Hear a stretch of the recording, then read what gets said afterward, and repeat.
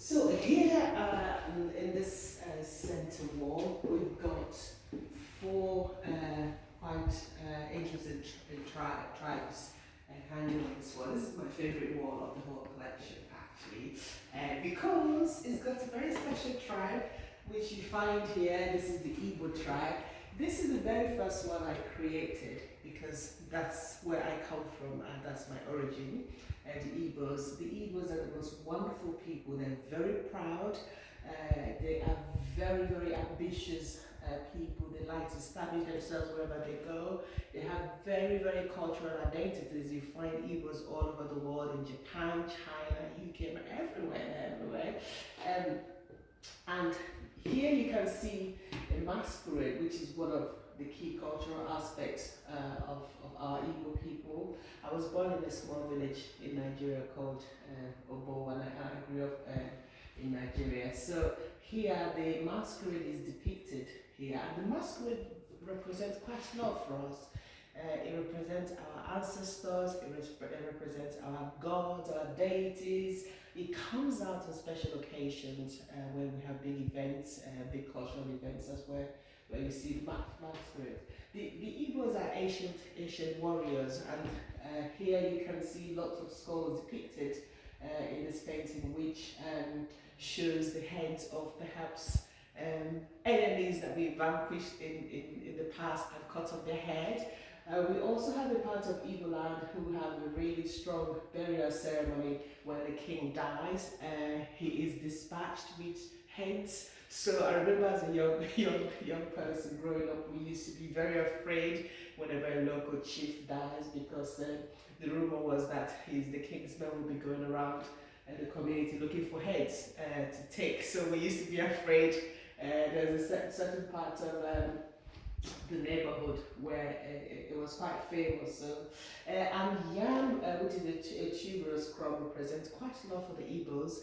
And here yam is represented.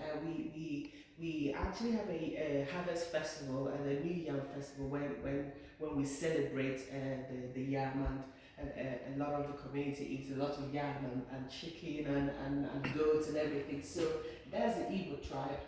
And over here you have the Yoruba tribe, and the Yorubas are really famous. They're one of the major tribes in Nigeria as well. They are very well educated. You have people like Wole Soyinka, who the world knows, that comes from from Yoruba tribe. From the Igbo tribe, you have people like Chinwe, who are famous authors known worldwide. And here, in this one, you've got the Maasai. The whole world knows about the Maasai. And if you could look closely, what I've depicted is some of the pictorial images that you find when you see a Maasai warrior. Their culture is very rich. They're pastoral, semi-nomadic people who are found mainly in Kenya. And here you have the Tuaregs. The Tuaregs are very interesting people. They are known as the blue people of Africa because they dye their fabrics with this indigo dye, which invariably gets onto their skin and makes the skin blue. And so I have depicted them sort of in a desert landscape wrapped around the indigo fabric. Is there a significance to the necklace? They have a lot of they adorn themselves with silver jewels. Everybody knows about the Tuareg silver, which you can find in many places. So this is really a sign of their affluence. That's the way they show how wealthy they are. So you will often find the men and the women adorned with the Tuareg silver, which is what I depicted here. And actually the fabric that you see here in spirals depicts the desert landscape, you know, when you have sandstorms that spiral out. So I use their fabric, their garments to depict what happens in the desert. And here we have the Dogon tribe of Mali. They're very fascinating people. There's a lot of history surrounding their origins, but one of the key things is about their belief in the duality of everything.